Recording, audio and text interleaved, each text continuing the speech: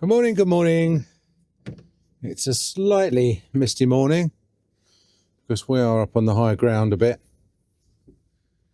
and we've got a warm weather moving out of the way and cold weather moving in.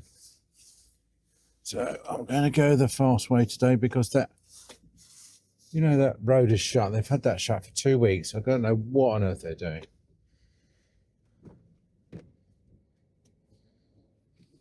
Let's get some lights on. Aha. What a nice van. What a nice man. Parks and open spaces. He's not in a hurry, is he? So, how are you? I hope you're well. I've streamlined the video production process so much that I'm getting to the point where, oh, hello. He's not quite so nice, is he? Mr. Scrap Iron. Overloaded.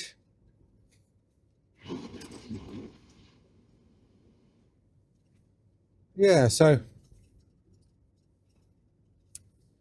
all the cars are out early. They're all, don't know what they're doing, pruning, I suppose. Don't believe it, another van. Parks and open spaces. What's it? They've been planting a lot of trees. They are building a lot of houses around the surgery, and tree planting is this time of year, so they must have put in several thousand little 4 foot high, 1.1 meter high trees. People with these SUVs, they buy these lovely wide SUVs because they live in the country, and then they forget that country roads are, you can barely get two small cars past each other on most country roads. That's one of the biggest comments I get on the videos, is that the roads are small. And they are.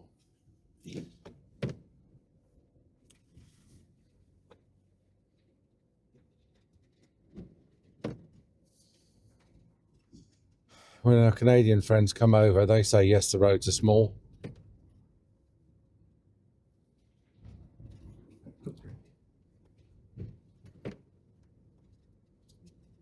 So, I've only got a few patients booked in. I've got a family booked in at 8:45, I think, and then nobody until about 10:30. So it's been a quiet week. Next week we've got a half term. So I've got Tuesday afternoon off, Friday afternoon off, Thursday off for half term, because I've got relatives coming over to stay. What else? Clinically, had a lovely little girl in yesterday, 15 years old, but small, bit of an ectomorph. And, we've got a sad story. Her mother brought in and said that she's in pain from her teeth. She's got a very advanced decay in her upper right 6. And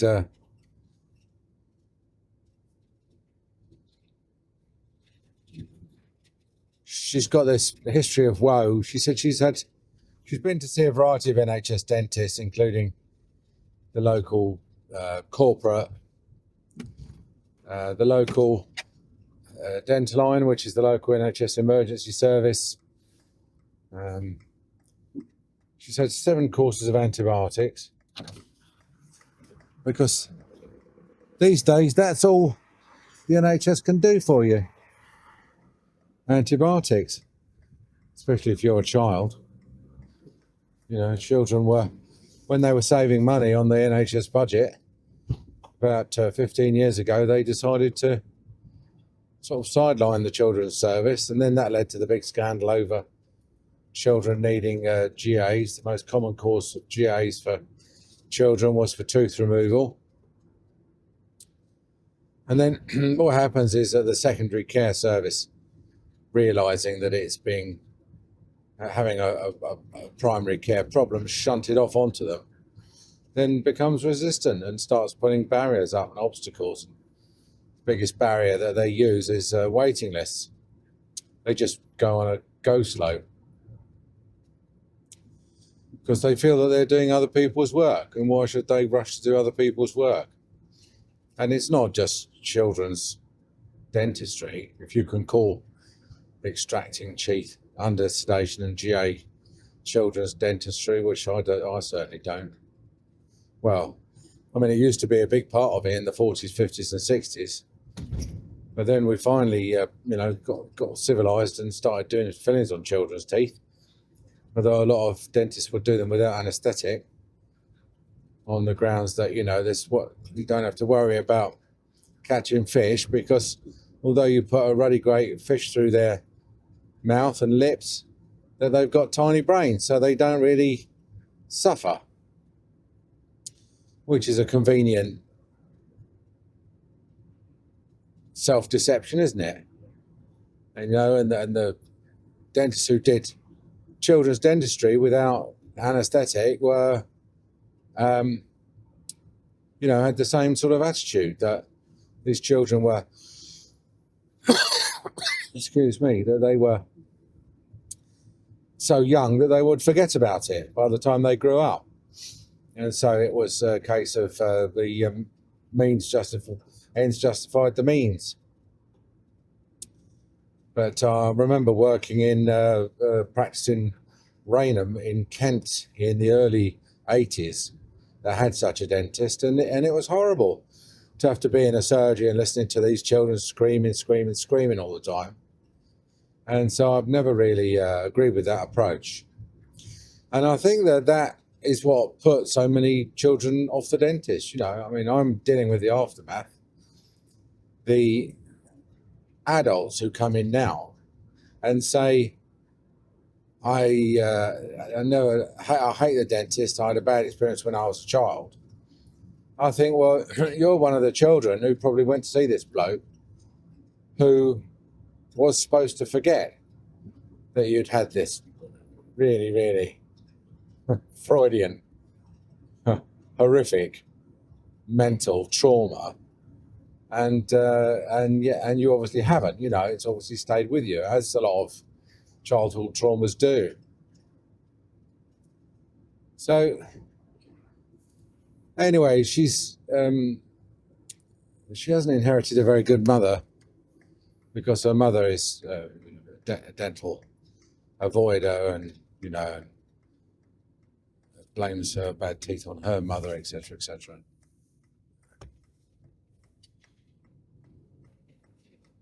So I'm lucky, really, that her mother's brought her to me at all.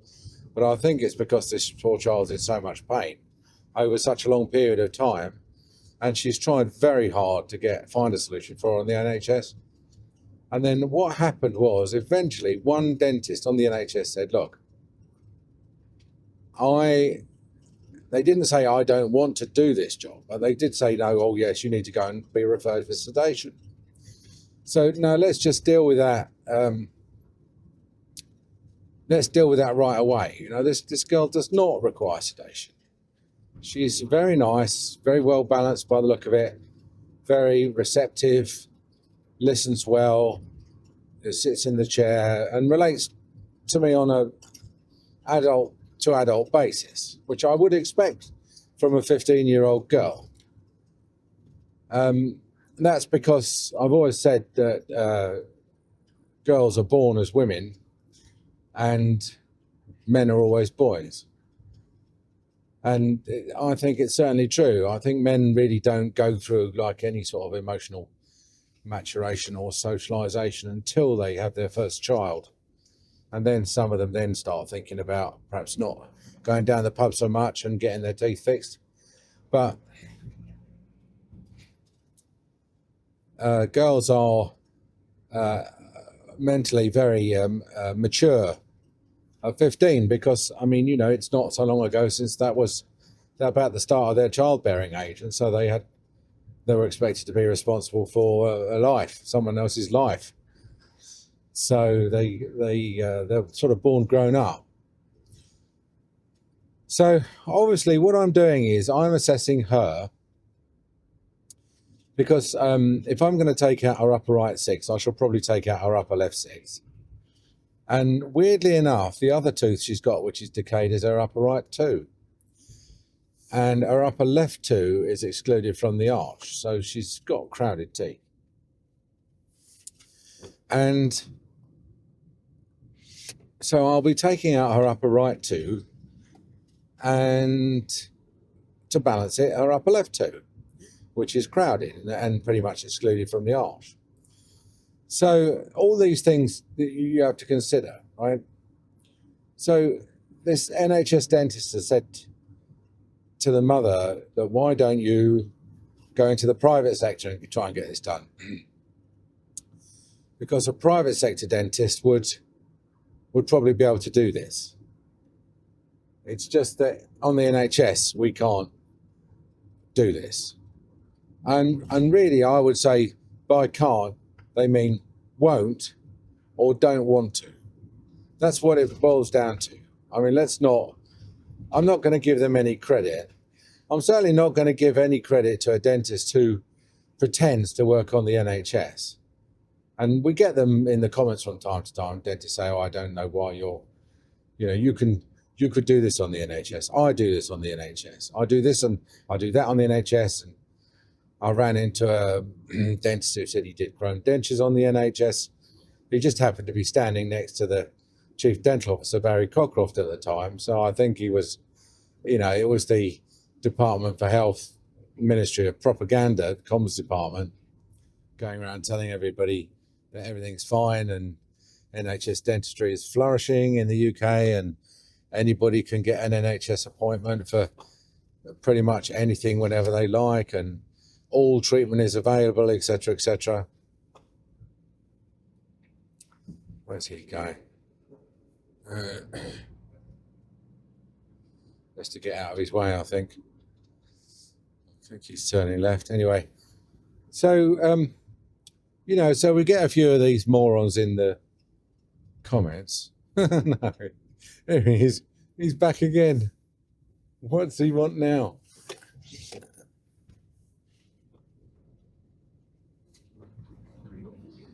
He is coming this way. Oh, well. And so this guy saying to his local commissioning authority, yes, I'm quite happy working on the NHS and you can trust me, and I'm abiding by the rules, and I fully understand and I've memorized the regulations and everything. And thanks, I do appreciate my monthly check. Thank you very much. And yet privately he's saying to these patients, look, I've got a band A or a band B or whatever it is for treating you on an emergency. But my advice to you is that I can't do the treatment. I mean, what the hell point is that? That is your, just about sums up your NHS at the moment. 7 courses of antibiotics and a recommendation that you go into the private sector. And this is what I would call her a vulnerable adult. I mean, I'd say she's certainly Gillick competent. She's and she's grown up with this set of teeth that is now giving her a lot of pain, and I don't think she really understands why or how she's got herself into this situation. I have told her about diet and things like that, but then it's a decade 6 and she's 15, so I mean that decade could have started 9 years ago, So, and it's only sort of term culminating in the septic route right now. She's got this crowded mouth. And so I'm thinking that, what we could do is we could probably kill 2 birds with 1 stone here by taking out her 6s and taking out her 2s and then just letting everything straighten up.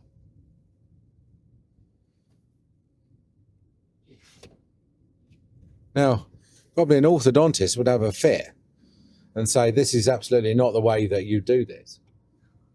And I've got to say, her, because she's got about 26 teeth, and of those, only 2 are decayed. So that's why I said, well, you've got 24 teeth, which are fairly good. But when you get a girl in who's 15, who's got a crowded mouth and absolutely zero history of attending anything like a decent dentist, I think just extracting the 4 teeth is a bit of a victory. You know, you've got to take your wins wherever you can pick them up. You don't really necessarily want to give her a massively complicated treatment plan and say, well, okay, I need to get, you know, I mean, we'll send her for an OPG, but I don't really want to say then I'm going to send you off to an orthodontist who's going to, you know, the time for her to see an orthodontist is when you've taken the 2s and the 6s out, if after a year, the teeth haven't really sort of straightened out. Okay, she's going to get a bit of a David Bowie-ish, no lateral incisors look. But, you know, that's not, I don't find that particularly anaesthetic. I've seen it in the women. It's not that bad. In fact, I've got a patient who's very proud of the fact that she looks like David Bowie because she's got no lateral incisors. And then what's the difference between her and someone who has naturally got no lateral incisors, you know, which are behind the 3rd molars, are the most, or certainly I think they're the 2nd most commonly missing teeth. So, I mean, let's just pretend that she never had them. One of them got squeezed out of the arch, and one of them just rotted, probably because it was squeezed out of the arch and was impossible to brush. You know, it was in a sort of a group of 3 with the incisor and the canine, and the incisor and the canine survived and the lateral didn't because it's the smallest tooth.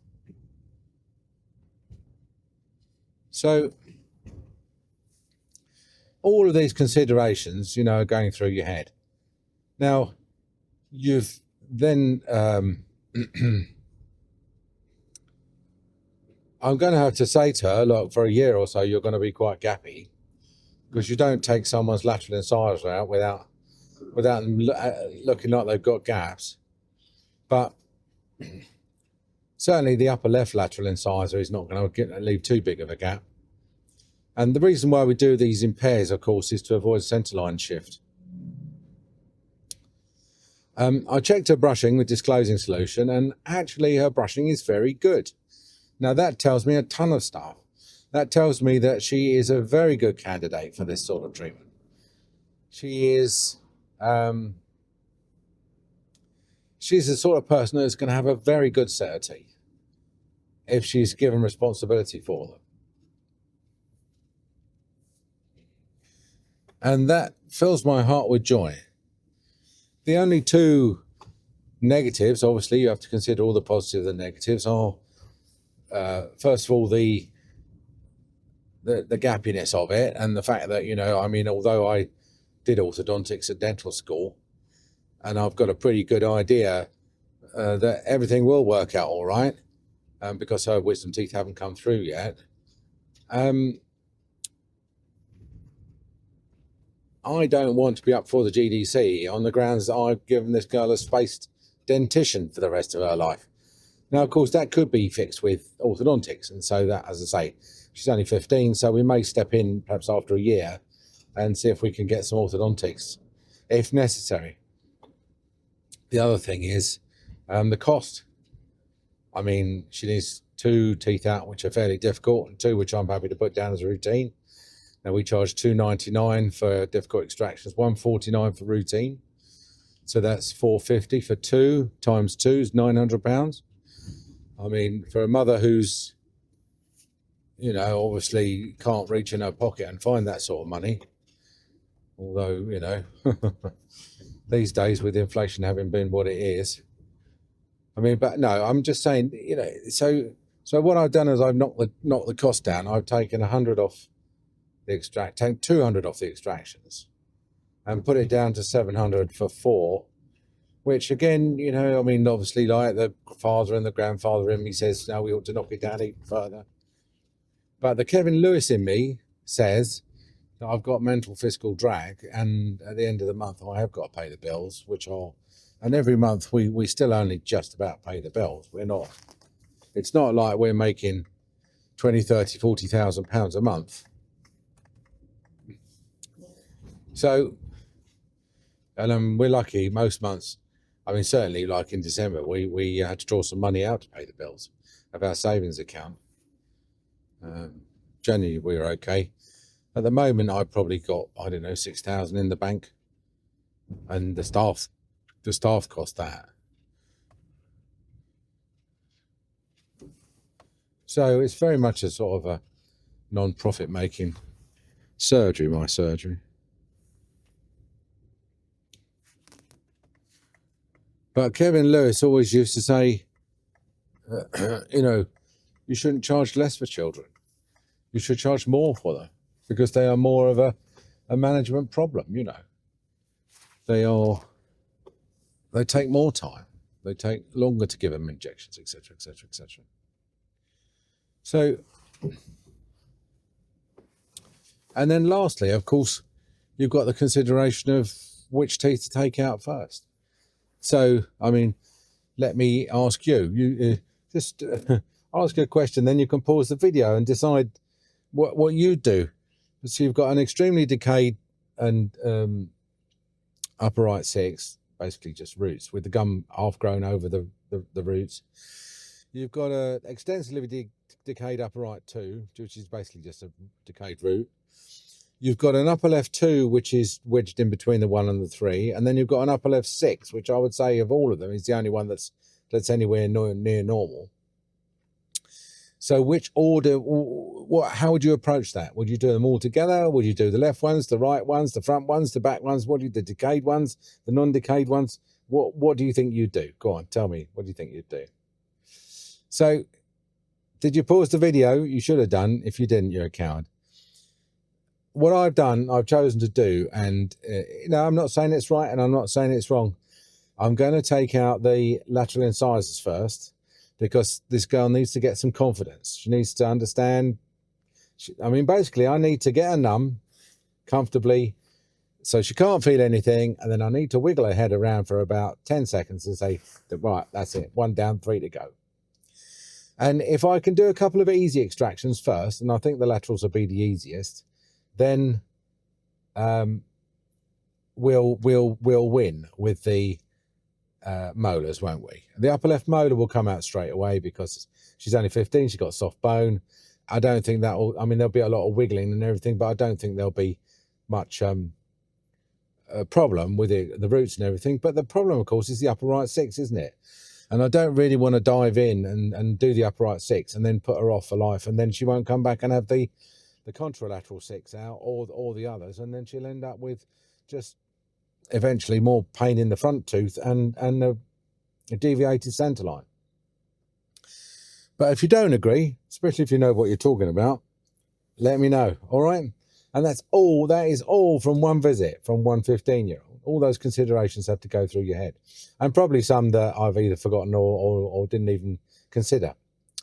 Anyway, all right, I hope it's helpful. That's just a case study for you, and I'll see you soon. Bye.